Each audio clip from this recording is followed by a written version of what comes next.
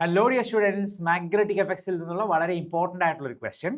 In hydrogen atom, an electron is revolving in the orbit of radius 0.53 angstrom. ഈ orbital റേഡിയസിനെ നമ്മൾ bore radius എന്ന് പറയും അല്ലേ? വിത്ത് 6.6 into 10 raised to 5 rotations per second. Magnetic field produced at the center of the orbitals. അപ്പോൾ ഈ തന്നിരിക്കുന്ന 6.6 into 10 raised to 15 എന്ന് പറയുന്നത് ഫ്രീക്വൻസി ഓഫ് റെവല്യൂഷൻ ആണ് അല്ലേ? ഫ്രീക്വൻസി ഓഫ് റെവല്യൂഷൻ ആണ്. ഒരു സെക്കൻഡിൽ കംപ്ലീറ്റ് ചെയ്യുന്ന റൊട്ടേഷൻസിന്റെ എണ്ണം, number of rotations per second. Radius ഇവിടെ തന്നിട്ടുണ്ട് അല്ലേ?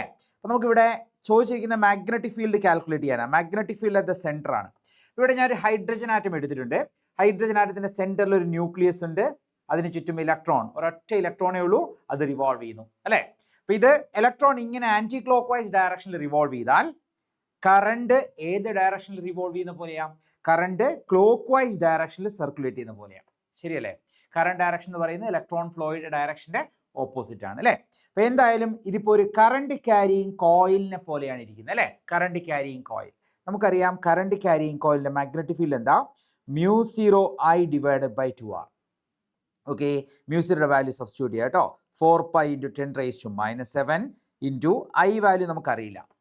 Okay, divided by 2 into radius. ഇവിടെ ക്വസ്റ്റൻ പറഞ്ഞിരിക്കുന്നത് 0.53 ആങ്സ്ട്രം എന്നാണ്. അതിനെ ഞാൻ 0.5 എന്ന് എടുക്കുക, ചെറിയൊരു approximation. 0.5 into 10 raised to -10. Angstrom എന്ന് പറഞ്ഞാൽ 10 raised to -10. ഇനി നമുക്കിവിടെ കാൽക്കുലേറ്റ് ചെയ്യേണ്ടത് ആകെ I മാത്രമാണ്. കറണ്ട് ഞാൻ ഇവിടെ കാൽക്കുലേറ്റ് ചെയ്യാം. കറണ്ട് എന്ന് പറയുന്നത് Q/T, charge to time ratio ആണ് അല്ലേ? Charge time ratio. ഇവിടെ ചാർജ് എന്ന് പറയുന്നത് E ആണ്. ഇവിടെ ഒരു ഇലക്ട്രോൺ ആണ് റിവോൾവ് ചെയ്യുന്നത് അല്ലേ? ഇനി 1/ടൈമിനെ നമ്മൾ ഫ്രീക്വൻസി എന്ന് പറയും. അപ്പോൾ E/F എടുക്കാം.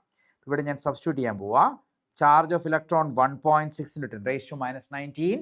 ഫ്രീക്വൻസി ഇവിടെ തന്നിരിക്കുന്നത് 6.6 into 10 raised to 15.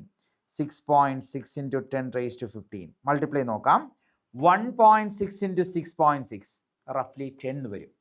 10 into 10 power -19 10 power 15 കൂടെ 10 power -4, അല്ലെങ്കിൽ സിംപ്ലിഫൈ ചെയ്താൽ 10 power -3 എന്ന് വരും. ഇവിടെ ന്യൂമറേറ്ററിൽ 10 power -3 എന്ന് വരും. ഓക്കെ, 10 power -7 10 power -3 കൂടെ 10 power -10 കട്ടാവും. എന്താ ബാക്കി വരിക? 4π ഡിവൈഡഡ് ബൈ 2 into 0.5. ഡിനോമിനേറ്ററിൽ 2 into 0.5 ആണ്, അത് 1 ആണ്. പൈയുടെ വാല്യൂ നമ്മൾ 3 എന്ന് എടുത്താൽ 4 into 3 12 എന്ന് വരും. 12നോട് ക്ലോസസ്റ്റ് ഓപ്ഷൻ നോക്കാം നമുക്ക്. 12 ടെസ്ല എന്ന ഓപ്ഷൻ വരുന്നത് 12.5 വെബർ പെർ മീറ്റർ സ്ക്വയർ എന്ന് വരുന്നുണ്ട്. ഇവിടെ ഓപ്ഷൻ സി ആണ് കറക്റ്റ് ആൻസർ.